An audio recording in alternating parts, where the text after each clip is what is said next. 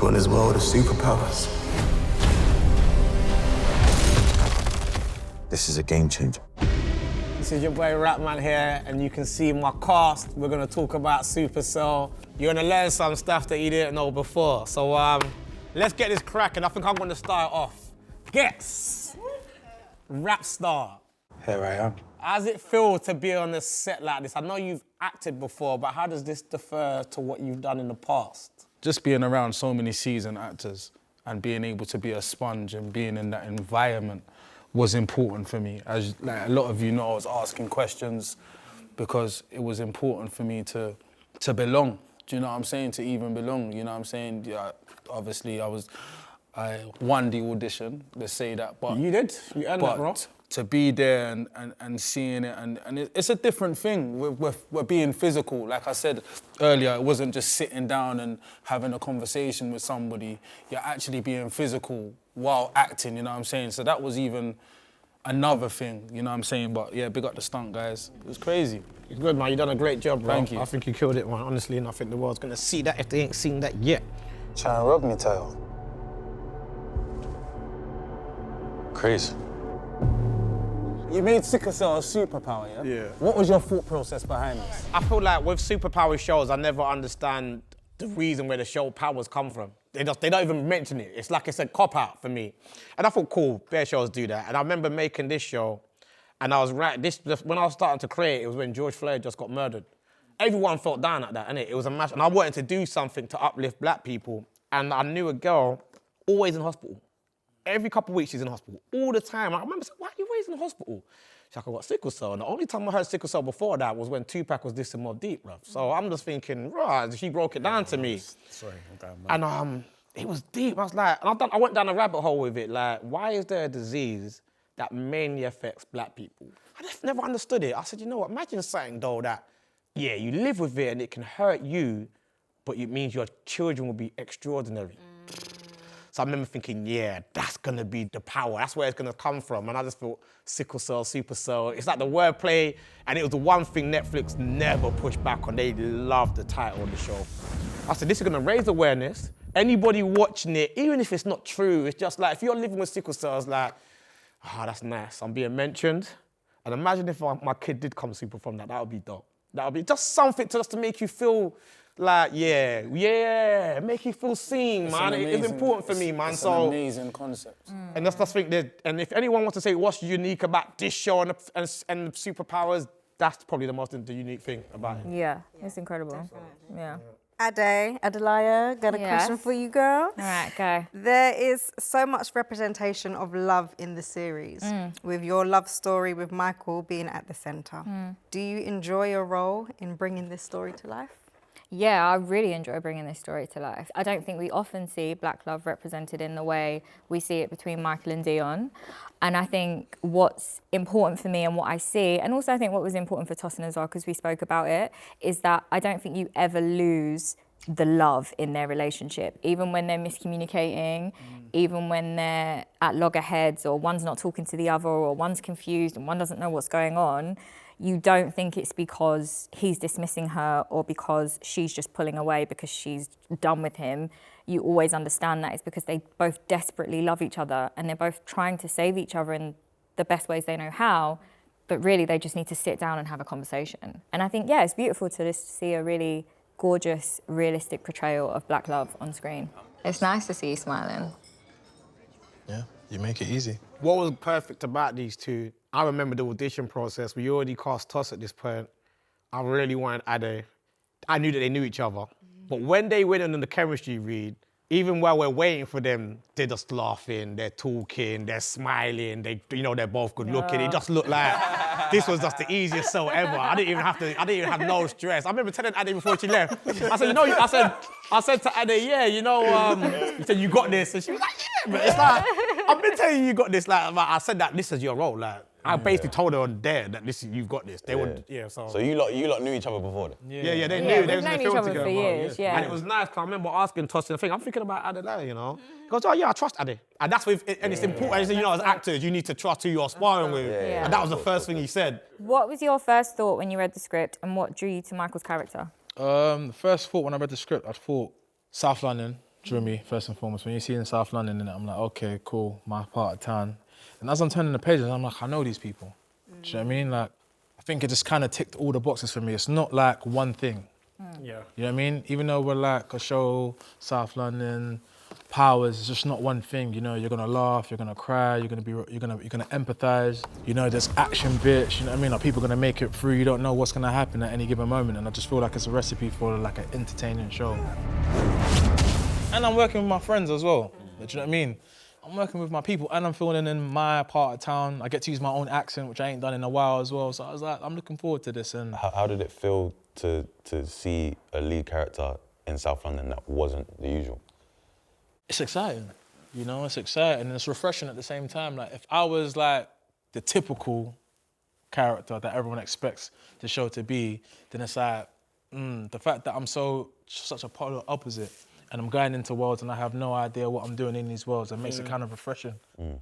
To Raps, why was shooting in South London so important to you? Just raised there, man. That's like my hometown, man. And the most I saw a bill set one time. When you know the show The Bill? Yeah. I'm thinking, wow, this is crazy. And then I never saw a TV set again. Yeah. I remember how that made me feel, man. I was like, nah, man. So when I started doing any filming, I said, I'm gonna shoot it in South London so a little kid can come across. Like, man, what's that? What's that camera? And they can see that's a TV show. So that on top of many other reasons, it's my home, I love it, it's authentic, but I really wanted to bring film sets to people, places like Deptford, Woolwich, Peckham, places where we don't get as much filming as other areas. So it was important for me to touch on that. Sabrina is such a relatable character, a nurturer by nature. What drew you to her character? I think we kind of share similarities in that sense, nurturing, caring, kind. But with Sabrina, she has that drive, that determination, that passion. She has this undenying love for her sister, and I think that relationship is really important as well. That is a sick relationship. I love that relationship. But Nadine is just she's just a natural mother though, bro. Like the amount of times man had to G-check her and mothering me, I was like, yo. But it felt nice as well though, because she had my back. What did I tell you about asking us questions? Can you wait in the car, please? What do you mean wait? Just Fine. But if you need me, call me. Playing that and being a part of that is something that resonated. It was great, man. I think that sisterhood between you and Raja, I think that's gonna draw in so many people because you are real South London sisters that use that move. It's And like the does- polar what I opposites, like? but You know yet so the much scene similar. where I think Michael shows up and you lot are fighting and she's walking away, and as soon as he puts his hand on you, she turns around, like everything's forgotten. She comes back real quick. It shows that And, we're like, both there for each other. That just feels like siblings through Got and each through. other's back. don't touch me! Don't fucking put your hands on my sister. Sorry, I didn't mean to. All right, I didn't mean to. I just need to talk to you. It's urgent. It's a matter of life and death. Please. Please. But what I like about Sabrina's character, even though she's like this professional, she's calm, but when she switches... Yeah, she switches. And she switched on the Ghetts, man. Ghetts is just like... Twice. I hope you don't think I forgot what you've done. If you ever put your fucking hands on my sister again, I'll be the one doing 35 years. Bad girl, Sabrina. Question for Josh. What was it like playing Taser, who is a part of a gang and involved in some violence in the series? How was it to get into the role and show some of the likeness to his character as well? Obviously, I'm nowhere near that character, so, you know, as an actor, naturally, I was licking my lips. Rap said he cast me for the specific reason that I wasn't your typical road guy and stuff like that. And I think in Taser, there's an element of, you know, he was raised well to a certain point, and then he kind of just grows this anger because he has no emotional intelligence. And then, you know, he kind of loses it in moments where people he loves gets touched. Turn off. Bro, chill, bro. Don't fucking tell me to chill. A man spilt my blood and you're here dancing to it.